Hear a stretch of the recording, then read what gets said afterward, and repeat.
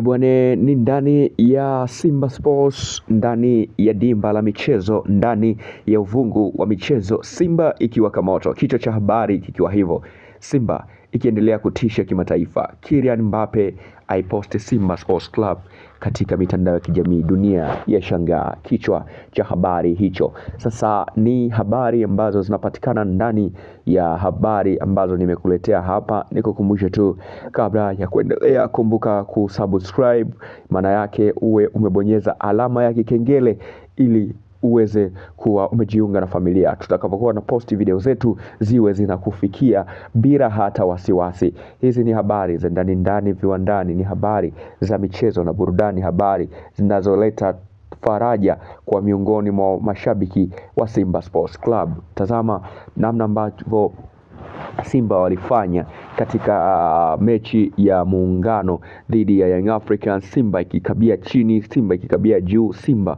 ikimiliki dimba, Simba ikishambulia kwa moto wa Lukuga, Simba ikionyesha ni namna gani klabu kubwa. Sasa Kylian Mbappe asubuhi ya leo akiwa amefanya ubaya ubwela, akiwa amefanya ubaya unyama.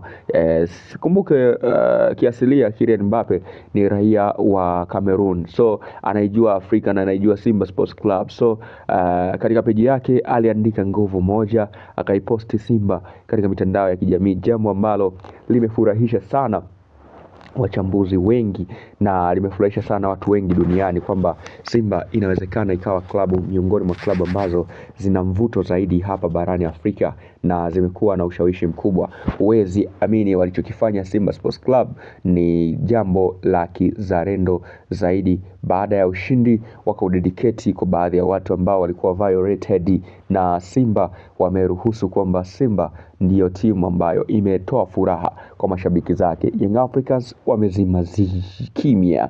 Sasa Kylian Mbappe ameandika ujumbe mzito sana kwenye mitandao ya kijamii baada ya kuiposti Simba, akaandika ubaya ubwela, kwamba ubwela unyama ni kwa Simba Sports Club. Kila mtu ujumbe huo umemshangaza, lakini haina haja na haina namna. Ni furaha tu kwa mashabiki wa Simba ambao wamechukua ubingwa wa 7 wa Muungano Cup wakiwa wamelingana na ubingwa wa Young Africans. Sasa wamelevel ubingwa, sasa bingwa ni Simba msimu 2025-26.